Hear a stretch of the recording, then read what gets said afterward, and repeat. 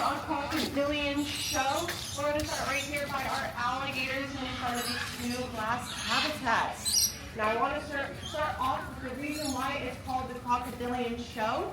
Even though we have two alligators here, it is because crocodilian refers to the whole group of species that all fall under that term. So of course it includes the crocs, but also the gators and even gharials, false gharials, and caimans. Here at our park we have two American alligators. On the left, if you see her, she was just out this morning, but she might be hiding in her bushes again. That is Allie, our female gator. Allie was actually rescued right down the road here in Islamorada from a t-shirt shop. Now that t-shirt shop would let people pay $1 to feed her a hot dog. So you can imagine not the proper diet for a gator. So she did develop a little stomach issue, and she came here to theater once they couldn't take care of her anymore. And she was rescued in 1997, and she is now 30 years old, and about 7 feet long. And then on the right we have Piper, our male gator. Now Piper, his story was pretty crazy. He was actually rescued from an unsuitable home in Colorado. He was rescued from that home where he lived in a bathtub as somebody's pet. He was just 54 inches, just a little hatchling. And I guess those people didn't know how big Piper was going to get. It's a big ass gator. 300 pounds, 20 years old, and 8 feet long. So he was thankfully rescued by Dr. Kevin Fitzgerald of Animal Planet, and now he is here. But I'm going to point out a few differences between alligators and crocodiles before we go to our croc. Alligators, the first main difference is the shape of that snout. They have a more U-shaped and rounded snout. Now the next main difference, if you see them out of their water today, is that coloring. They are more dark and very black in color. They are not green like they show in the cartoons and movies, unfortunately. And then that last difference is the type of water they live in. Gators love fresh water, so they have their two freshwater fish here apart. But we're going to move on to our crocodile because I'm actually going to be doing a training session.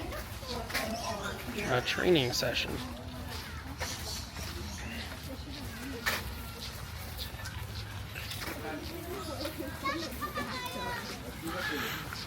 With a crocodile. Okay, you've got me intrigued.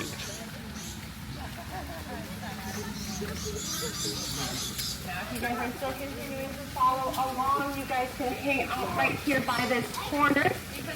We have our crocodile on this side. This boy's name is Igor. Now, he is our Cuban American crocodile, and he was actually rescued from the wild. He was rescued from the wild because he was unfortunately struck by a boat propeller. So if you guys had the chance to look at the back of his tail today, those pointy little edges called scoots, one kind of flips the other way. But now he is here at the park, and before I do his training session, I'm going to point out the differences for the crocs. Again, it's the shape of that snout. Crocs have a more V-shaped and pointed snout, kind of look like a pizza. And then it's that coloring. Crocs are more tan and brownish in color. And then the last difference again is the water they live in. Crocs don't just like fresh water, they also like salt water as well. So they do like that mix of brackish water here at our park and out in the wild. But what you're going to see today is I'm going to turn the mic off and I'm going to explain his training session. Now I'm going to call him over by his name. That is their recall, just like how you call your dogs on over when you want to ask them to sit or maybe shake their paw. I'm going to call him on over by his name, and he does know his name, and he knows each trainer's voice. And it's up to Igor if he wants to choose to respond or not, or he can simply sit in his pool. Everything here is voluntary, so if he doesn't want to hang out right now, that's okay. We'll come out for another session. Now, we do these sessions to make sure that they are in good, tip-top shape, seeing if they have any marks or abrasions. Because we want to make sure if he has any feet abrasions, because they could get bumblefoot, or if he is missing any teeth, because they do, I'm losing my words, they do lose their teeth and grow back them throughout their whole lifetime. So I'm going to call him on over and see if he wants to come on over to the other side, and that is one form of contact that we use here called protected contact. Alright.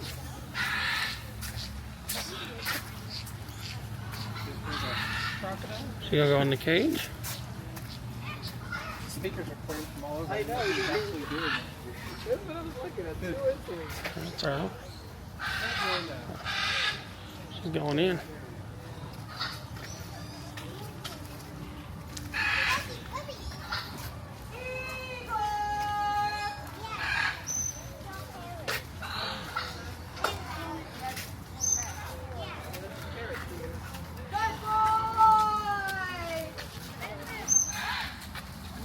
Just randomly, he's coming.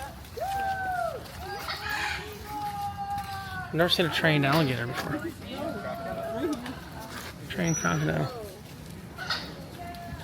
Is he actually coming? I don't know.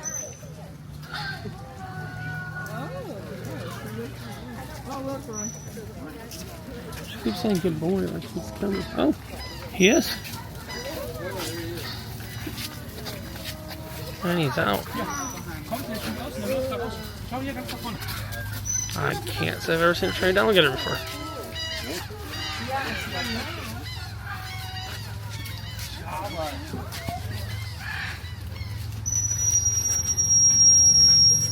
Wow, siehst du jetzt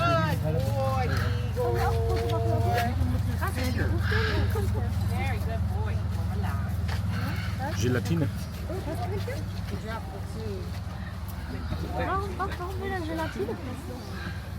What is it you feed him with? I'll explain. I'm giving him Jello. Ja, siehst du? Gelatine. Schau mal die Augen an, Leopold. Igor came all the way right on over, and then you were hearing my whistle or the word good, and that lets Igor know that he's doing a good job, that he's doing the correct behavior that I asked is coming right on over. And then I'm showing my daily visuals again, making sure he's in tip-top shape, and then he gets that reinforcement for what he did correctly, and today he's actually getting Jello, flavorless, colorless gelatin. No vodka, no tequila. So today is not a diet day for our crocodiles, and what I mean by that is they are not getting that protein diet of rats, sardines, chicks, and mice, because they don't eat every single day. These guys only eat 3 to 5 times a week because they have a very slow metabolism. So they're not hungry every single day, but we still need to call them on over and give them that reinforcement after we do their visuals. So in return, we give them Jello, and it even adds as an extra source of hydration for them throughout the day. Now, Igor right here is sitting perfectly, so I'm going to give him another piece, telling him he did a good job.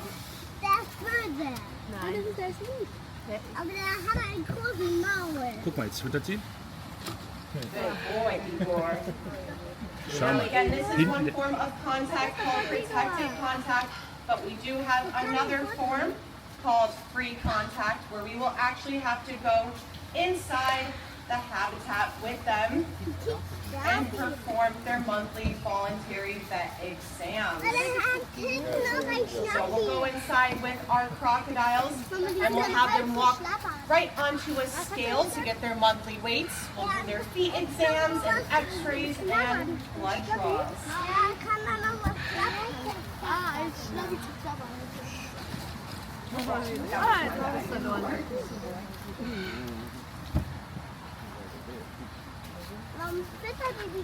Final. Good. All right, guys. I'm going to step on out here. Might be bird show time. All right, well, that is all that I have for our crocodilian show. What's going to be your next show is a trained parrot show. Conveniently, we dropped you off right at the parrot theater. That will start at 10 o'clock. Oh, okay. Coming back in 4 minutes for the parrot show. See you there. Interesting, they do have the Crazy Lady Blonde, and then they've also got the Isla Mirada Brewing Company, which is like a mile down the road, which we'll have to go for the main blog. Check that out, as well as the original Outdoor World, I think. Check that out. I will say this crowd has very much grown from the initial just me to 6 to, I mean, It's packed now. So, yeah. The crowd has grown. That's going to be my own private little thing. Now it stopped raining and the crowd grew. Interesting. Reading the sign a little bit more, a turtle has a buoyancy disorder, commonly referred to as bubble butt. Bubble butt, bubble. Oh, there, look, there she is. She came up to say hello. Yeah. These turtles are hungry or showtime or something. They know. They know when someone comes to the side. They know there's food or something. I think. That's pretty cool. I ain't never seen zippers on a turtle before. He's gonna come up and say hi. 3 giant, ugly. I mean, my turtles think they're beautiful. They're kind of ugly. I'll learn about them soon, I think.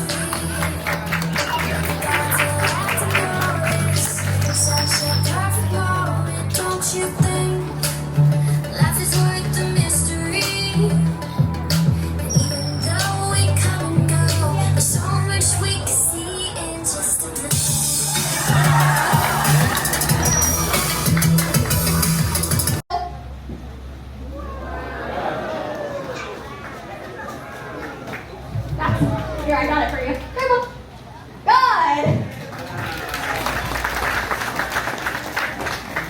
Now down here, she's actually not done showing off her ball bounce skills. Because once she will go get the ball, throw it in the water, and bring it back to the stage, where she will roll over once, take it back to her seat. Then make sure you guys get those cameras ready, because like a true star, she's going to strike a pose. Hi, nice job, baby. So I have a question for you guys in the audience. What do you think sea lions like Jet here feel like? By a show of hands, who thinks they have smooth skin like a dolphin? Okay, a couple. What about fur like dogs? Couple for that one too. Scales like a fish. 1 or 2 there. And who this has? No idea. But that is okay. They can be very hard to tell when they're all smooth and sleek from the water, but you'll notice, target, as I brush my hand across Jet's chest, she is in fact covered in fur. Good. And with all her fur, her ears, her whiskers, and her flippers pointing downwards, she's very streamlined in the water. Sea lions like Jet are able to reach up to 25 mile-per-hour swimming speeds. Of the Sea Train Parrot Show. My name is John, and today I'll be the trainer. Everyone here is having a wonderful morning, but today I have the absolute pleasure of introducing you to some of the most colorful, charismatic, and intelligent animals on the planet. Parrots. Parrots are tied at the top of the avian intelligence scale, along with all members of the corvid family. So this will include jays, magpies, crows, and ravens. Now some scientists will even compare their intelligence to that of a human toddler between the ages of 2 to 4 years old. Now here at Theater of the Sea, we like to work with this level of intelligence through training and playing games, which are both very enriching and stimulating for our animals. Now one of our favorite games to play here is something called the Psychologist Color Forms Board. Now this game might look familiar to some of us here because it is simply a child's play toy. It was designed by psychologists to gain the IQ level of the human child between the ages of 1 and 1.5 years old. Now for most of us this is probably a very simple concept. As you can see we have our 3 colored shapes and their corresponding places to which they belong. But for this game, I'll obviously need a bird to demonstrate. So we're going to see if Clover over here is awakened up this morning to show us. How about it, mister? But before we start this game, I would love to introduce you guys to Clover. So in order to do so, I will be walking him around so you can get a nice close look. But it is extremely important you do not reach out and try and touch Clover here, because Clover loves fingers, but not in the nice way. Right, mister? Now Clover here is our 43-year-old Verde macaw. Now he is currently the oldest bird here in the park. And yes, 43 might sound like it's pretty old for most animals, and it probably is. We'll get to that a bit later during the show. Parrots can live to be much older. Now I would love to share with you where you can find this species of macaw in the wild, but unfortunately I cannot. Now this is not because they're extinct or anything unfortunate like that. Clover here is the hybrid, and hybridization is incredibly rare if it occurs at all in the wild. But in domestic breeding situations, choices of mates are a lot more limited, so hybrids do occur more often. That word hybrid just means that Clover here is mixed, and if anyone's curious what he's mixed with, that would be a scarlet macaw, which looks a lot like him, and a bouffant macaw, also known as a grand military macaw, much like the green parrot you see right behind me on the stage. Now, I do have a little secret to share with you guys about Clover here. He, as well as all the other birds on the stage, all think they're the star of the show. So if at any point you guys want to clap, stop, cheer, anything to let them know they're doing a great job, they all appreciate that a lot. Now, like I mentioned, Clover is the oldest bird here, and he is just waking up this morning, so we are going to give him a bit of a warm-up round when we first start. So the first round, it'll be pretty easy. We're just going to do one piece at a time. And if Clover is doing well and feels like continuing the game, we will gradually make it a bit more difficult as it goes on. But for now, we're just starting off with the red square, and then we'll go from there. You ready, mister? All right, buddy. Now it's done. Good. Now for our second piece, we have the hardest one. It's the yellow star. As you guys can see, there's a lot of sides and edges he has to worry about. We, of course, have fingers and wrists to help us, but we'll see how Clover does with just his beak. You got it, mister. Good. Not a problem at all, apparently. Mr. Show Off over here.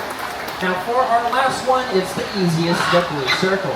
There's no sides or edges he has to worry about, and there's only one spot left, so Clover, you get this one wrong, mister, that is on you. Let's see. Good job, buddy. Alright, I know what you guys are thinking, that was way too easy, right? But like I said, that was just the warm-up round, so now we'll try and make it a bit more difficult. So in order to do this, we'll shuffle the three pieces, put them in a random order, and then we're going to leave them all out on the table at the same time, and Clover can pick and choose which one he wants to start with. Now there is only three pieces here, so I don't think you're going to get any more shuffle than this. How about it, buddy? You want to give it a shot?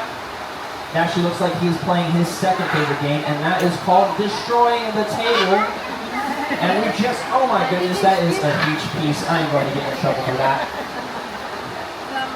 Alright, mister, are you paying attention, or do I gotta explain it one more time? It looks like he's gonna be working on this for a little bit. Now, when he gets to his age, everything is on his time, really. Alright, buddy. You wanna do the game? Or are we gonna chew the wood piece?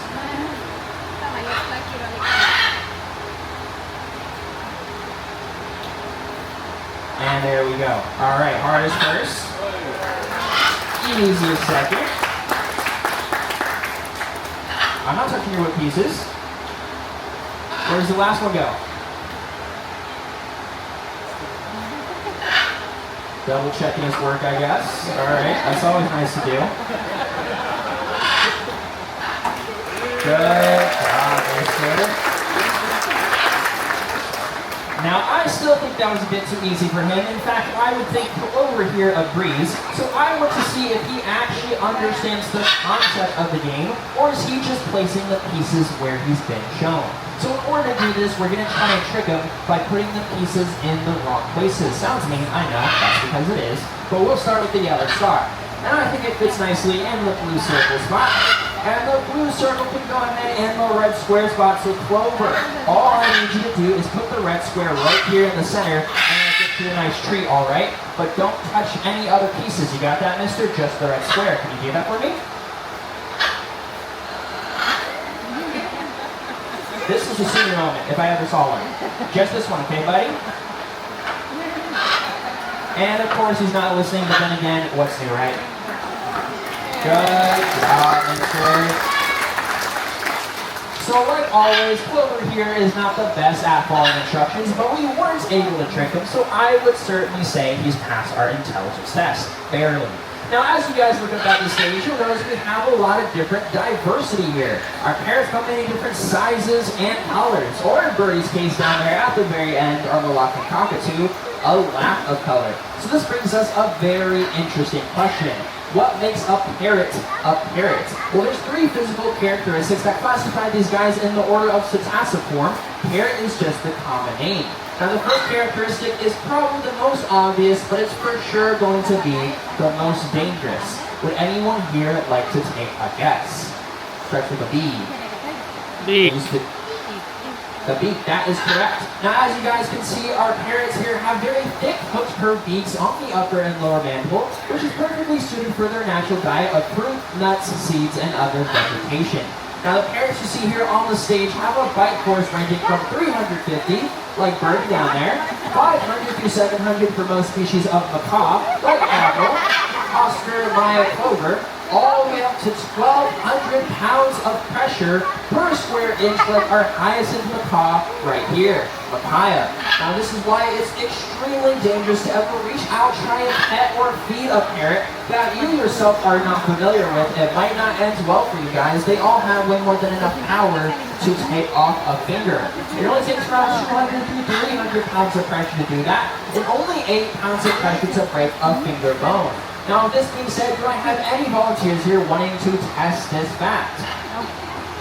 Just one finger, guys. We'll have 4 more afterwards. All right, that was a trick question, but congratulations, we all passed here. Trust me, fingers are extremely important. But to do a beak strength demonstration, I have a macadamia nut. Now, if anyone has ever tried to crack one of these open before, you'll know it's extremely difficult. For anyone not familiar with these, they take anywhere from 300 to 500 pounds of pressure to be able to crack open. So most people use a hammer, a heavy-duty nutcracker, a vice, or of course a hyacinth macaw. Now hyacinths are the only species of bird that are able to be able to consistently crack open macadamia nuts using just their beak. There is going to be one problem though. Once you give a hyacinth a macadamia nut, do not expect to get that back. That's not going to happen. Now for our second physical characteristic, it might not be as obvious as the beak, but we're going to see if Admiral over here can show us. How about it, buddy? Now, as you guys will see here in just a second, Admiral has very short legs for his body size. Now, parrots aren't runners, they aren't waders, they are perchers and climbers. So these short legs will give them a low center of gravity that's needed to balance in the trees all day long, foraging for food. Now, for our third and our final physical characteristic, we're going to see if Birdie here wants to show us. How about it, Missy? Now, just like Clover, I'm going to be walking Birdie around so you can get a nice close look. But also, just like Clover, it's very important we do not reach out and try and touch Birdie here. She will have a steady firm grip on the barrel. There you go, buddy. And those short legs are going to be giving him that low center of gravity that's needed to stay easily balanced on top. Now, I'm not too sure about you guys, but me, a flamingo, and ostrich probably wouldn't be able to do this. And if you can, definitely not as easily as Clover here. Now, some of you also might notice that Clover will actually take steps backwards in order to keep the barrel moving forward.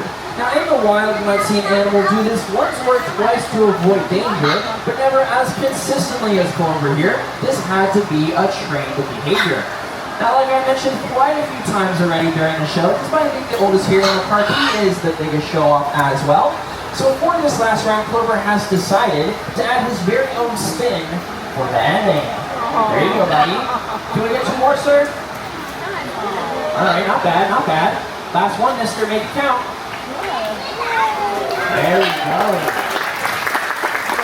Good job, buddy. Not bad for a 43-year-old. German and Jacob.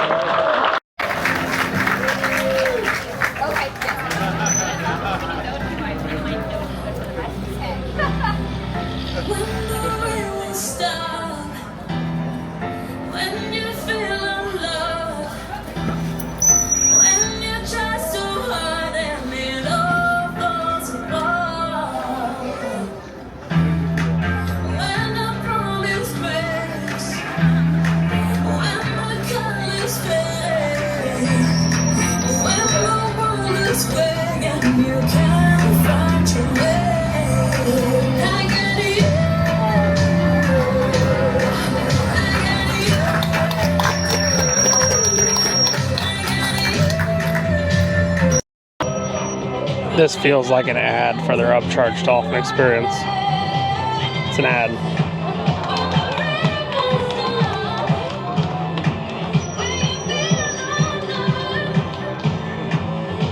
Congratulations, you're now watching an ad.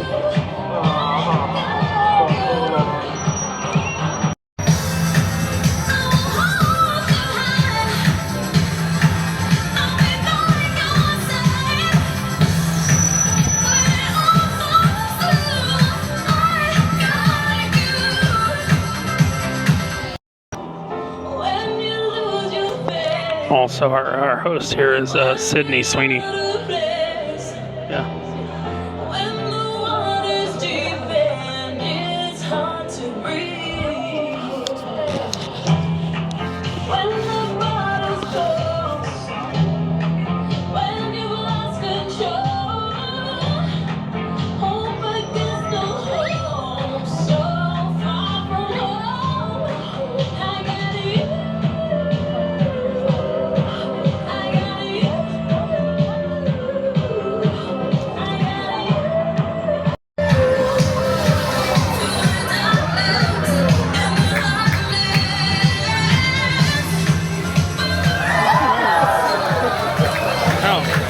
This went up.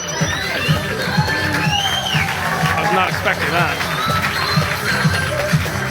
Got launched.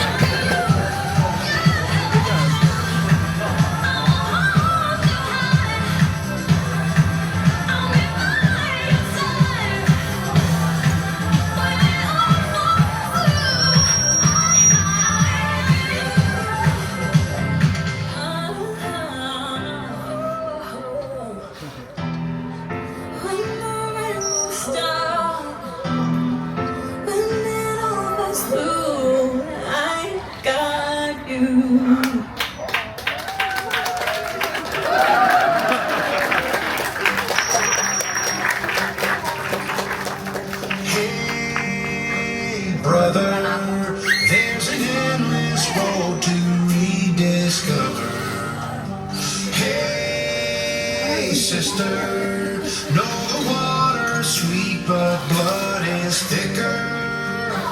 Oh, if the sky comes falling down. So as she said, we've done the whole circuit. We have done the entire circuit here. So, yeah. There's a shark thing, but that's not for a half an hour. And unfortunately, I gotta keep moving north. Coke woke me up. Now move north. But yeah, I'd say the price is a little bit high. I'd say maybe $25, $30 a person, not 50. It's a little high. I ain't gonna lie. But it's cute. It's the second oldest marine and mammal park in the United States, and the oldest is in St. Augustine. We might check that out in the next few days, but I've got to get headed north. My US 1 adventure continues. And when you wear no pants, the only thing you got left to lose is your shirt. Like I said, I guess the shark person comes in only for the second set, but we're going to skip the shark thing just because of timing and getting moving. But you know how we always have to exit? Is through the gift shop. So let us exit to the gift shop. Also, they do have local beers here, which is nice, I do have to say. But everyone's headed somewhere that I'm not. So they've got rotations here. They got it all going pretty good. It's Richard from NoPants Profit saying there's probably some quiet sections of this video because I take out copyright music. But when you're in no pants, only thing you got left to lose is your shirt. And like I said, I got some local beers here, but it's not noon yet, and I'm not a pirate, so we're gonna hold off on the drinking for now. Oh, there we go. Here's the boat and everything. Yeah, let's see the one thing we're missing. Here we go, on the way out. The one thing we're missing is...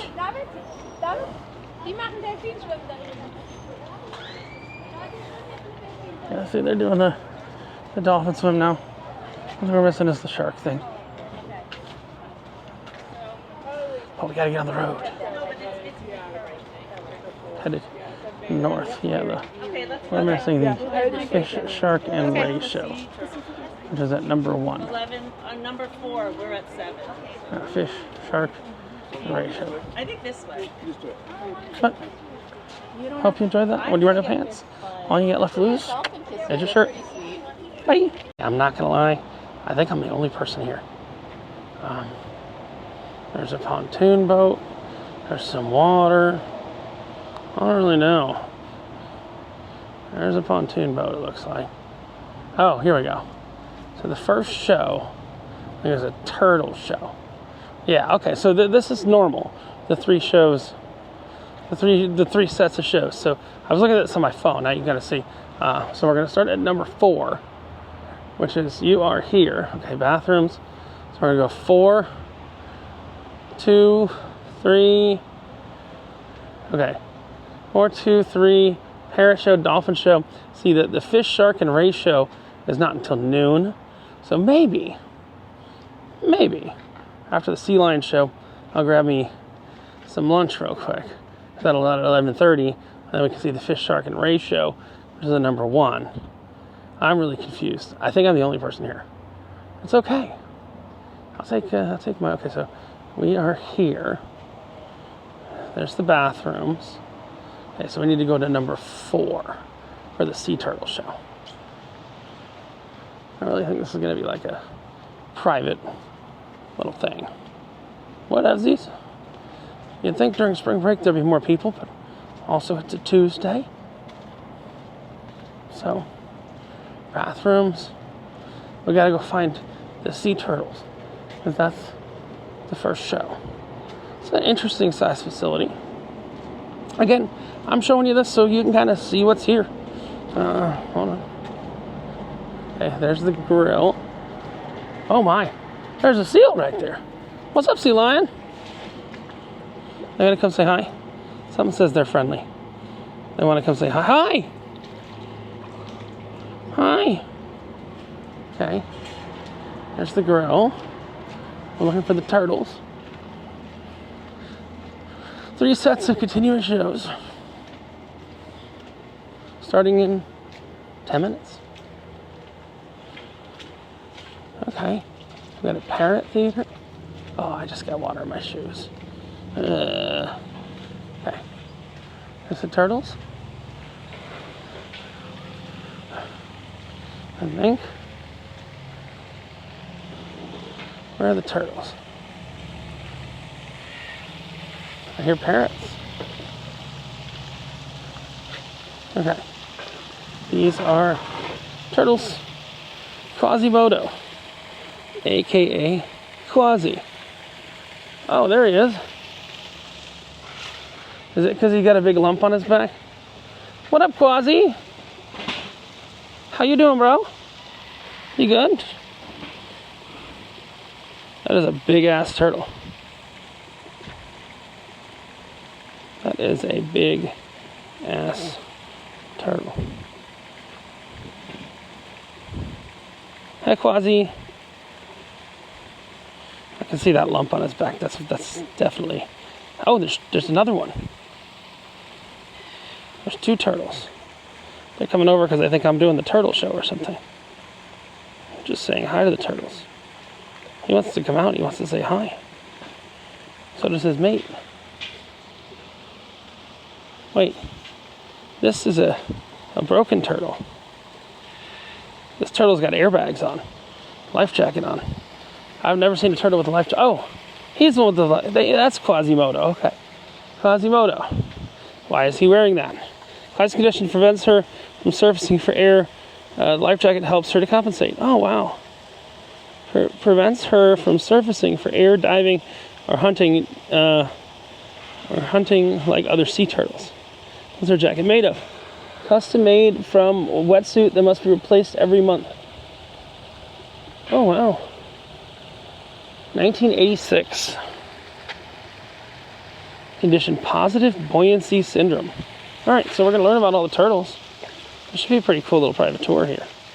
We're just going to bounce from one thing to another to another. And we'll go have some lunch. And then we'll go see the shark and the ray thing. We'll talk about whether it's worth 44 bucks. So, stick around. This is definitely a cute little tourist attraction. Like I said, you're seeing kind of what the inspiration was for SeaWorld. Tomorrow we make it to St. Augustine. Tomorrow we may check out Marineland, which is the oldest. But we're gonna go check out, we've got dolphins, and then we've got sea lions, and then, yeah, dolphins and sea lions. And then there's sharks and stuff a little bit. But yeah, we're coming up on whatever the dolphin show is. Miami Seaquarium's now gone. That was the home of Flipper. That went out of business a couple years back. Oh, a year back. Not even a year back.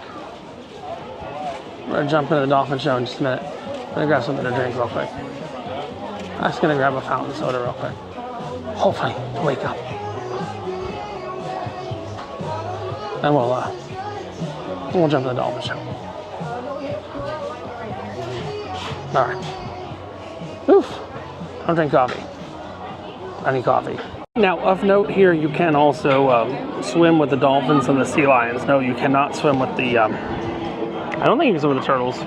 Definitely can't swim with the sharks. Well, you can swim with sharks. Can't swim with the gators. I'm trying to get woken up with some Coke real quick. There are dolphins going around here. Much more of a natural looking pool than you'd have at, say, SeaWorld. It looks like it's where they do the main dolphin show, and then they do like the dolphin meet and greet things back there. The dolphin swims. I don't know if the dolphin's gonna jump or what they're gonna do. We'll see. That's actually a show I did not see when I went to SeaWorld. I saw the killer whale show, and I saw the other one, the sea lion show. I did not see the dolphin show. So this is where the money is here.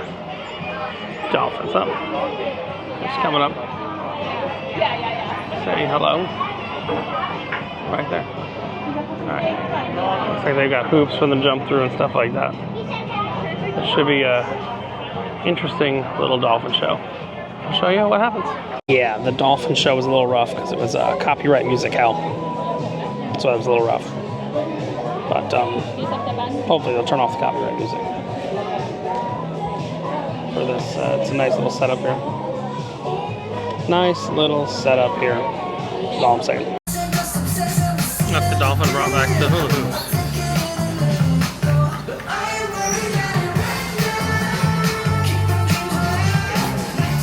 Copyright hell.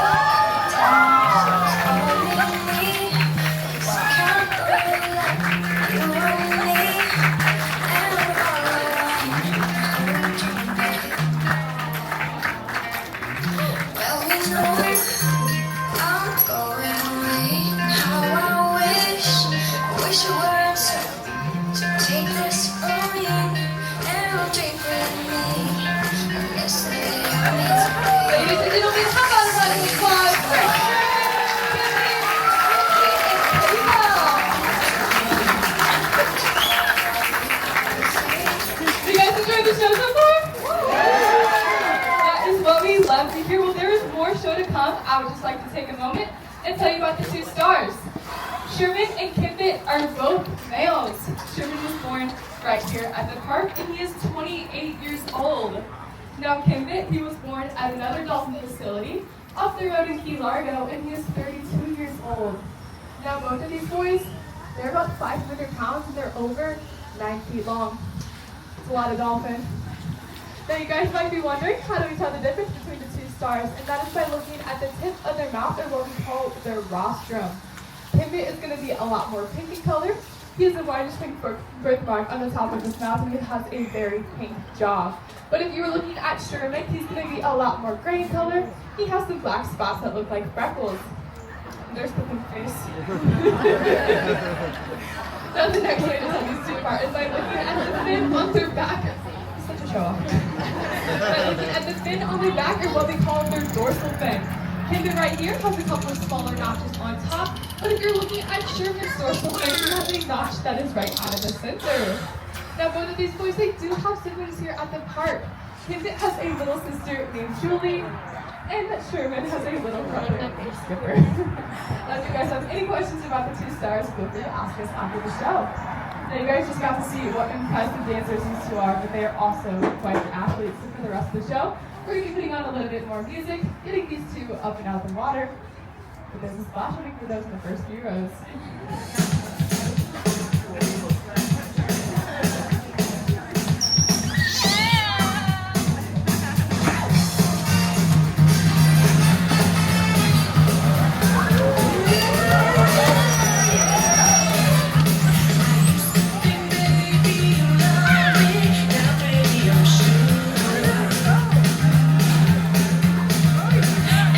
Just can't wait till the day when we knock on my door.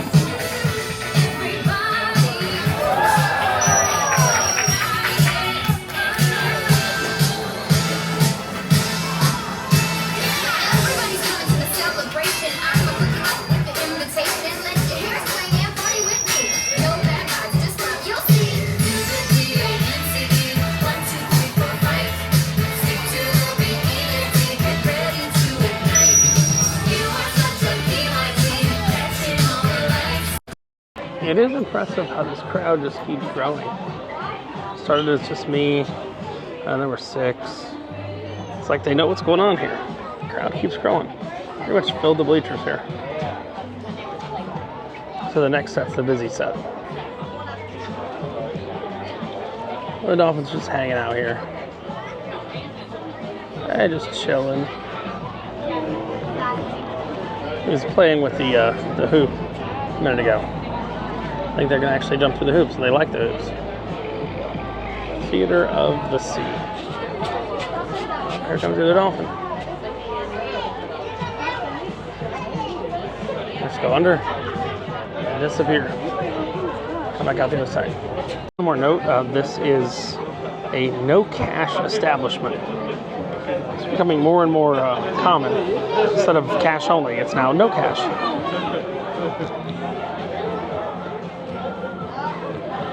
So, no cash establishment.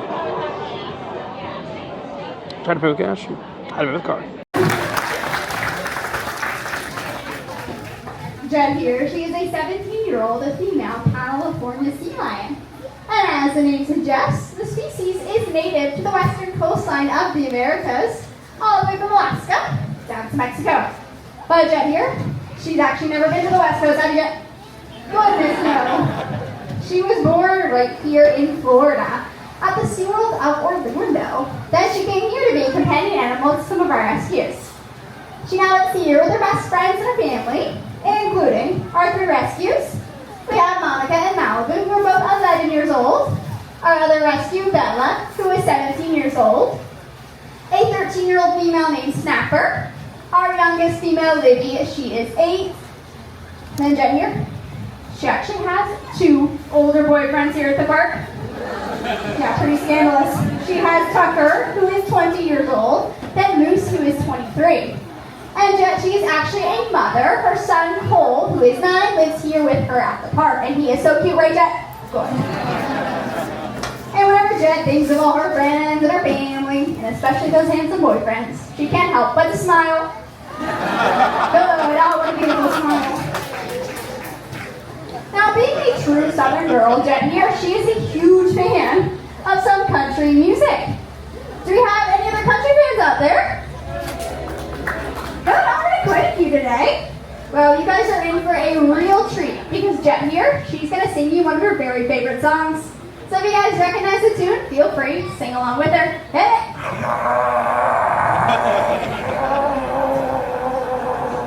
Good.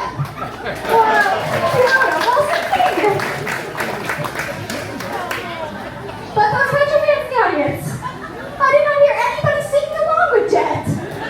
Did nobody catch the tune? No? Well, I can't imagine why. That is okay, I will translate for everyone. It was a golden oldie by Kenny Rogers. It was, you picked a fine time to leave me, you see it. She loves that song, it's one of her favorites, right, Jet? Oh no. Goodness! It seems I've embarrassed Jet. What did I call her? That might have been a little bit embarrassing for her. You're right, I called her a seal, and you were not a seal, no way. Goodness! She is a sea lion. But with Jet's help, I'll point out a few of the key differences between the two, so we never get them mixed up again. So the first difference is if you look on either side of Jet's head, you'll see that she has those external ear flaps. But if you were to look behind a seal's eye, you just see a little ear hole. However, both have excellent hearing above and below the water. The next difference is how they move through the water. Sea lions have very large and powerful front flippers.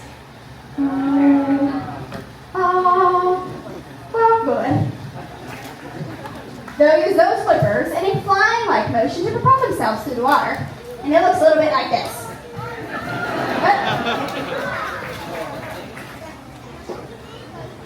A seal has much smaller front flippers. They're about the size of a human hand, and they'll use theirs for steering. Instead, a seal will use their rear flippers in a back and forth motion to propel themselves. And it looks a lot like this. Wiggle! Good! Now, a sea lion's front flipper is actually strong enough that they're able to support their entire body weight up on those front flippers.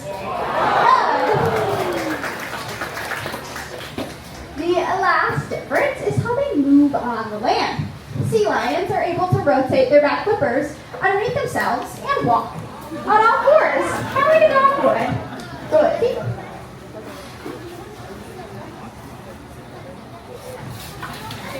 A seal is not able to move in that way because they have a fixed pelvic bone. So whenever they move around on the land, they just scrunch on their bellies, kind of like a giant inchworm. And Jet, she has the cutest impression of how a seal moves along on the land. Ah, very nice impression, Jet. So if we keep in mind those three key differences. What? Goodness! Did you guys just hear what Jet said? Oh, she said she thought she saw a shark in the water when she was just in there. You guys, this is so serious. Sharks and killer whales, they are sea lions' natural predator. But I'm not too sure if I believe Jet, because she once told me she ever saw a shark in real life. She'd faint right out of here. She's fine. She's not fainted. She's okay. Oh, no. She has fainted. Goodness. Okay, this must be serious. Well, I'm so sorry, everyone, but I have to pause the show. I have to make sure it's safe for Jet. So you wait right there. Don't move a flipper. Okay, I'm just gonna check that water to see if I see any scary sharks in there. That's weird. I don't see anything that looks like a shark. See a crab? Oh goodness! There is a shark in the water, and Jen is missing from her seat. Oh no, lady, were you just in there with that scary shark? Are you okay? You must be so scared you're in there with that shark. Let me look. She's like Wait a minute. That is quite a guilty-looking face. Goodness. I think I have an idea of what's going on here. You guys just Jet the shark the whole time. Yeah, they ratted you right out, Jet. You should be ashamed of yourself for pulling that prank on me. Good grief, you had me so worried. Okay, I'm gonna forgive her this time. If she pulls another prank on me, she's gonna need one of these. Yeah, here it goes. Now, I am just teasing you guys. I would never spank Jet. But I did trust her. And trust is one of the very important things that goes into a good sea lion and trainer relationship. There's also a lot of love. This. Good. And then a whole lot of fish. Yeah, there's a lot of fish in this relationship. But after that prank of hers, I think I should test out that trust. So, what I'm going to do is I'm going to hand Jet one of her fish. Ask her to hold on to it. And the trust is going to come in when she gives it right back to me. Do you guys think she can do it? Alright, very nice reaction from the crowd. Let's just see how this goes. So, you can have that one. But, okay, this one. You have to hold. Wow. What Jen has there is a peep one. She also enjoys herring, squid, sardines, long walks on the beach, stargazing, sushi dinners, and sharing that fish, because she sure does love. Trust me. And with that love, that trust in just a couple of fish. It won't be too long. See a nice good sea lion buddy right by your side. Go on. Hey there, welcome back to No Pants Profits and the No Pants Show. My name is Richard and I am going up US 1. My first stop of the trip, well, other than charging, is going to be something called Theater of the Sea. Theater of the Sea is halfway, I'm going to get undercover, halfway between Miami and Key West in Isla Morada. Currently, they are closed. They open at 9:15 a.m. You can swim with dolphins, sea lions, sharks, and more. They also have dolphin, sea lion, and shark shows. They have different summer camps, stuff like that. They're cashless. It was $44 for a ticket. And what happens is they seem to run in 2-hour sets. So if you get here at 9:30, or hour and a half sets, you get here at 9:30, you're done by 11. You see all the animals and everything like that. And they do 3 sets a day, at least this time of year. Hopefully we got some cover. If not, hey, we're going to see what Theater of the Sea is all about again. If you buy it online, you get a 10% discount. $44 online per person. I've driven by this a few times on my way to fro around Key West. So let's see. Let's see what Theater of the Sea is all about. Stay tuned. Well, it looks like other people are coming too. I didn't mention this is the second oldest marine mammal park in the U.S., way predating SeaWorld by like 18 years. There's one called Marineland, which is in St. Augustine, which we might go to tomorrow. It says it's pretty damn close. So, yeah, might go check out Marineland. It's the oldest marine mammal park. It's called Marineland. Probably tomorrow morning. In a perfect world.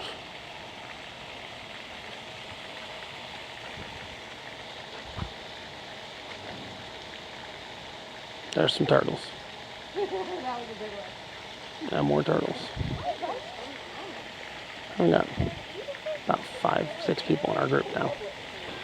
Should get started in about a minute.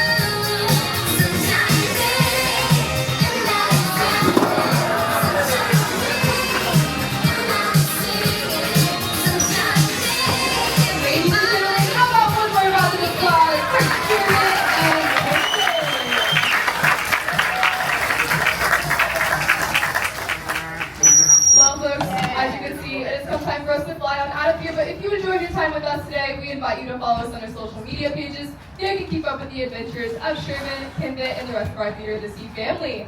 Your next stop today is going to be the Sea Lion Show. To get there, you can take a left at a Dolphin Stadium and take the pathway straight back. But on behalf of all of us here today, folks, we'd like to thank you so much for coming out. Goodbye, everyone. She's got the head of lettuce. All right, that's why they were coming up. That's why they were coming up and going crazy. All right, you guys, I'll back up a little bit because the mic's loud, but my name is Natalie. It is 9:30, so I'm going to go ahead and start with our sea turtle talk. Now, we're going to be going around all of our sea turtle pools today because we have more than just the ones in here.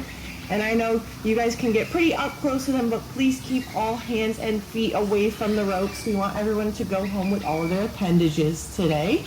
But here at Theater, I'd like to tell you we do hold permits to rescue, rehab, and release sea turtles out in the wild. But all the ones that you will see here have been deemed non-releasable by the FWC, all due to certain reasons. And we'll go over their stories. Now, some of their stories will tell you guys that you just have to follow those boating laws and by picking up any trash, because any of that can be very detrimental to these sea turtles out in the wild. But we do have 4 of the 7 sea turtle species here. We have a group of greens, we have 2 loggerheads, a Kemp's Ridley, and a hawksbill. Now our most famous one is that one wearing the white life jacket. She's got her own sign. That right there is Quasimodo, or Quasi for short. Now Quasi here was born at a sea turtle hatchery with a spinal deformity. And that spinal deformity actually caused a buoyancy issue called bubble butt. And if you guys don't know what bubble butt means, it just means that they have air in the back of their shell. So because of that spinal deformity, she has those air bubbles, so a custom life jacket was made for her to help her float, swim, and breathe properly. Even eco-friendly, it's made out of repurposed wetsuit material, and it is replaced every single month. Now, Quasimodo is the only one we know of their exact age since she was born at that hatchery. We know she is 40 years old. But since the rest of our sea turtles are rescues, we don't know their exact ages. So we have to estimate based off their size and their weight. So we think all of our sea turtles to be between the ages of 40 to 150 years old. Now this one right next to me, swimming up eating that lettuce, that is Aphrodite, or Afro as we call her. Now, do you guys notice something different about Afro right here? She's missing 2 of her flippers. No. Yep, her right front and back left.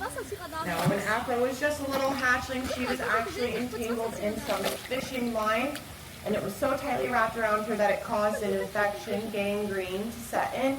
So her flippers, unfortunately, had to be amputated. But that was for her own health and safety. As you can see, she's learned to adapt pretty well with just those 2 flippers. And we do like to say she goes around stealing everybody's lettuce here in this lagoon. So she's pretty fast with those 2 flippers. Now, it's pretty cool out in the wild. Some sea turtles are born with 2 or 3 flippers.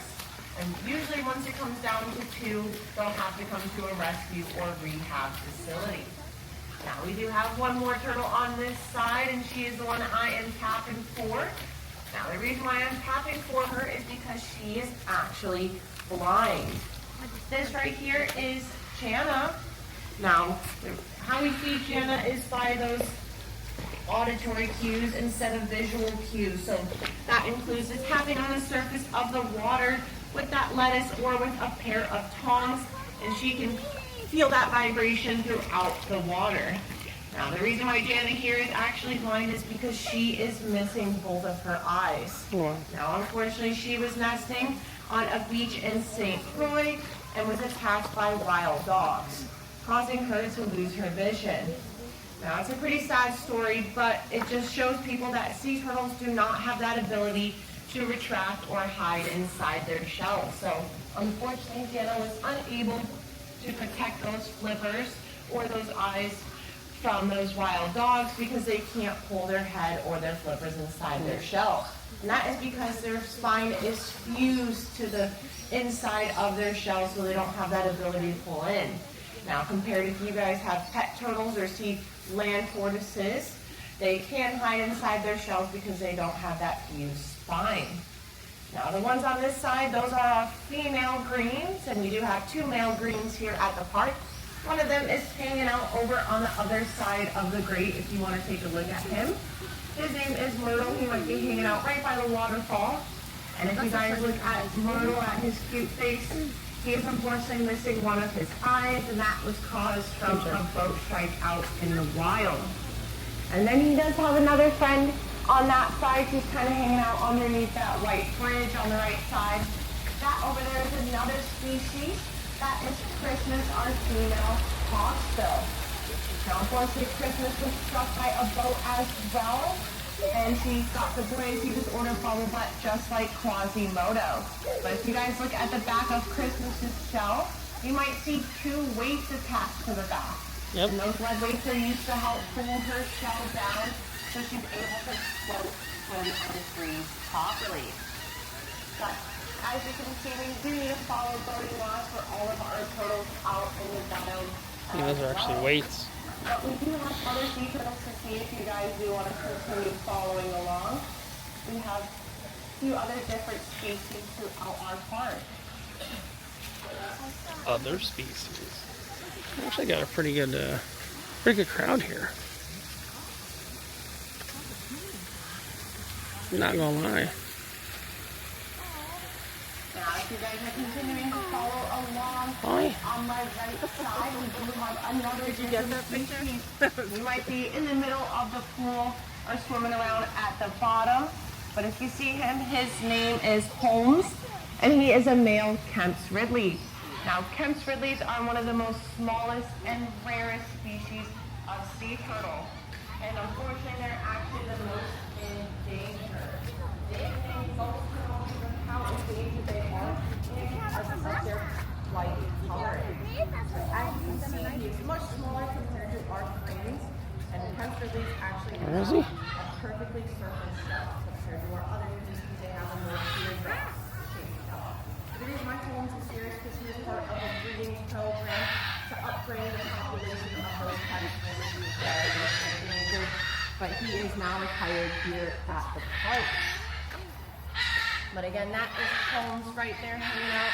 And then if we keep going down, we do have another species and the other I don't even see that turtle. Supposedly turtle there. Don't really see that turtle. We'll see.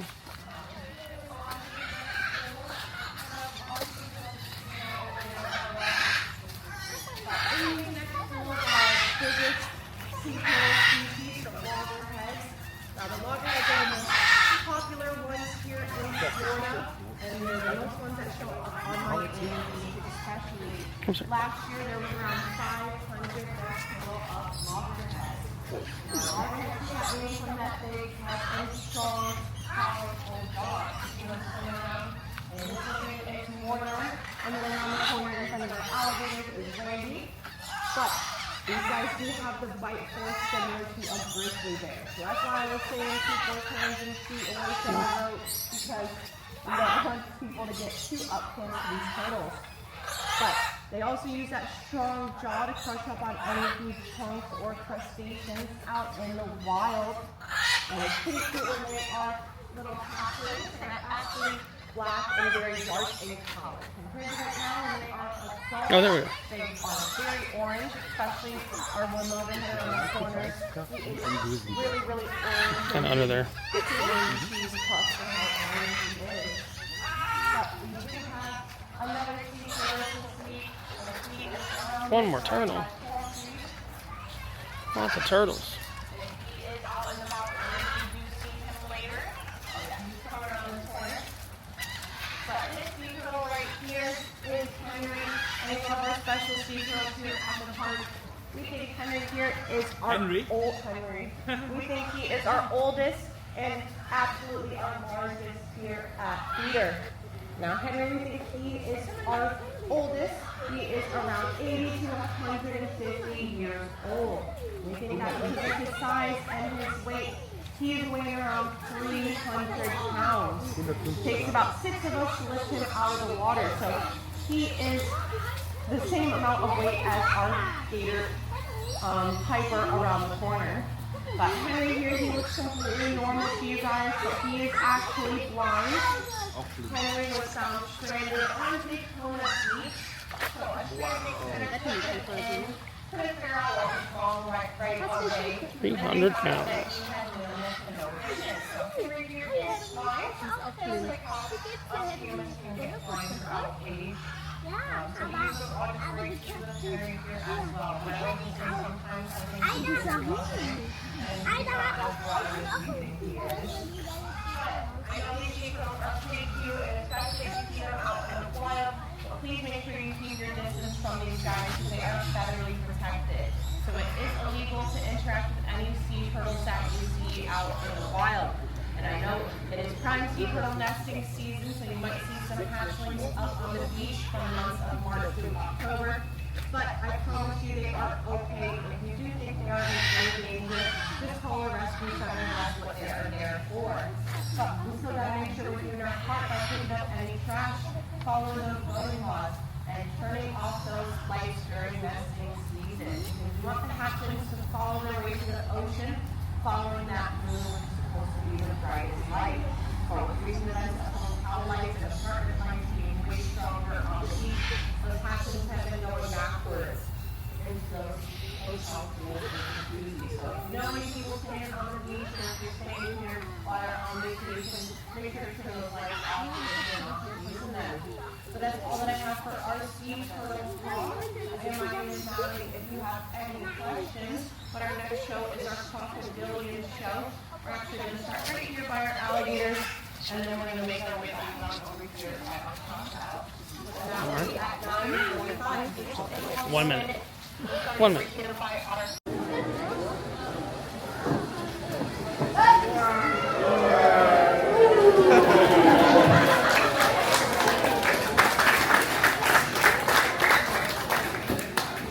Now, I sure hope you guys enjoyed hanging out with Jet and I today. But I have some time for Jet to take her final bows.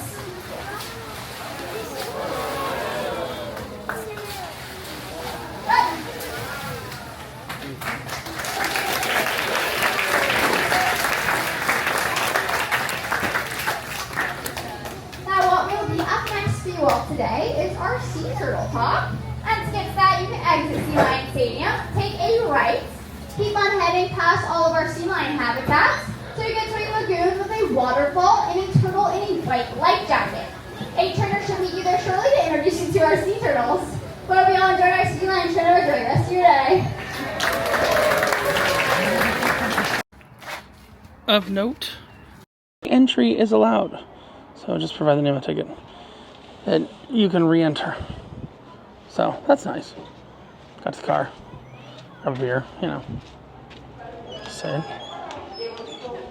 We've got all kinds of the photos they sell. Stuff like that. But yeah, it's a 2-hour rotation. You see? It's cute. It's cute. Seen it all. It's Richard from NoPants Profits. Yeah, so It's an interesting one. I had an umbrella, but all my shoes Exit through the gift shop. All my shoes got soaked. Oh, you can like. Oh, that's the name of their animals. Like Bella, Livy, Monica. That makes sense now. Yeah, not the gift shop. Hello, welcome. Cute little doggies. Sharks are cool. All right. North we go, and yes, it does say on the door. We are cashless. Dun dun dun dun dun dun dun. Bye. Or afraid. Now, I wouldn't call Oscar here a scaredy cat, but he was definitely the most cautious bird of the group, so he was scared of this. So the way he solved this problem is we covered him with treats. Now he absolutely loves it. Go figure. So now that he's familiarized with the recycling bin and he knows to bring this bottle to wherever my hand is, we're going to put it level with the table, put my hand over the bin, and at the very last second, I'll move my hand away so he puts the bottle in the recycling bin instead.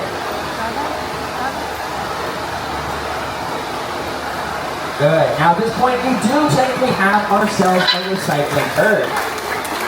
But I think it'd be a lot better if he did it on his own without my help. So that means he'll have to get used to the head motion of lifting the bottle up over the bin into the recycling bin all on his own. So slowly over time, we raise the bin higher and higher above the table so it gets used to that head motion to the point where it can actually rest on the table itself. Now for a lot of patience, practice, and most importantly, positive reinforcement, you should have yourself a recycling parrot. You got it, buddy. We believe in you. Good job, mister. Now, by far the best thing about this method of training is these guys do it because they want to, not because they have to. They always know that there's something in it for them, whether it's a treat or some other form of positive reinforcement. And if they ever decide that they're not interested and don't want to participate, this is perfectly fine. There's always going to be other opportunities in the future for them to earn that positive reinforcement. Now, a second cool thing about this method of training is you don't need a parent to do this. You can do this with any kind of animal or even small children. Sometimes, as long as you hold something of value, you should be able to shape some sort of interaction or behavior. Now, like I mentioned at the start of the show, these are some of the most intelligent animals on the planet, but unfortunately, we are also looking at some of the most endangered. Out of about 360 different species of parrot, more than a third of these guys are critically endangered or almost extinct. Now, one of the top threats they're going to face is deforestation. 80% of parrot species rely on the rainforest for their survival, so every time a tree is cut down for lumber or to make way for agriculture, these guys lose out on nesting sites and food sources along with all animals they live alongside. Now, a second big threat is going to be poaching. A lot of parrots were taken from the wild in order to supply the pet trade.